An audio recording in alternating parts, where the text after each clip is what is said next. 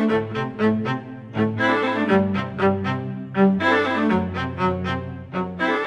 my name is Geretta Geretta, and that's not an accident, that is my name. I'm originally from Portland, Oregon, but I live here in Los Angeles for the last 3 years. I moved here from Switzerland, and I am the director and writer of a screenplay called How Not to Hire a Hitman. Interior, Georgie's kitchen, day. Georgie's head is in the oven.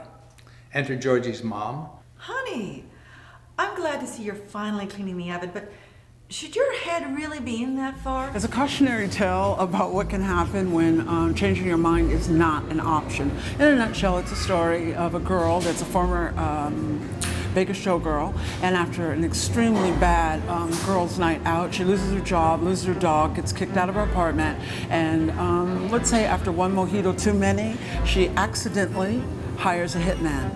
Not to take out her boss, but to take out herself. Honey, there are plenty of fish in the sea. Besides, a woman doesn't need a man when she has a bike, wait, a career.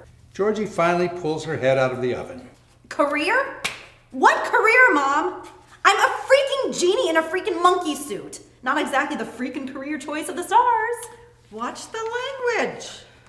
I like the monkey suits. I and my family, we used to spend a lot of time in Vegas all the time, and my very dear good friend is a showgirl, like a real showgirl, and she used to tell me the craziest stories, like about crazy things that happen backstage and the kind of guys that were hanging around, and we've been friends for a very long time, and I just sort of put it all together, and then I had like a bad job in Reno once. I kind of thought, well, if you were a showgirl and your career wasn't going that good, you ended up in Reno, then what would happen? And it kind of came to me from there. I could never understand why you quit the showgirls.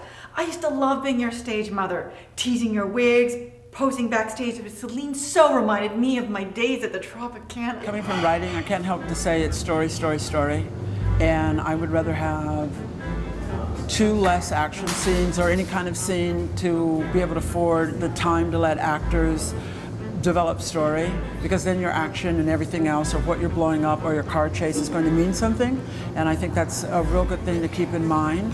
I would really like to encourage filmmakers to shoot on film.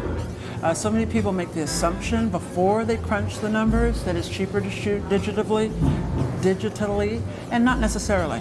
And more of us should try to shoot on film while we still have it.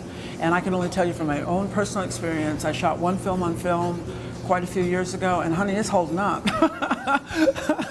So that's something to keep in mind, especially people that are doing shorts. Film isn't that expensive when you think about it, and it's a good, I think, exercise, because it makes you not take as many takes. So if you're at this stage in your career, it really helps you to hone in on less takes so you can use it more for your action scenes and things like that. It's just my little idea and suggestion.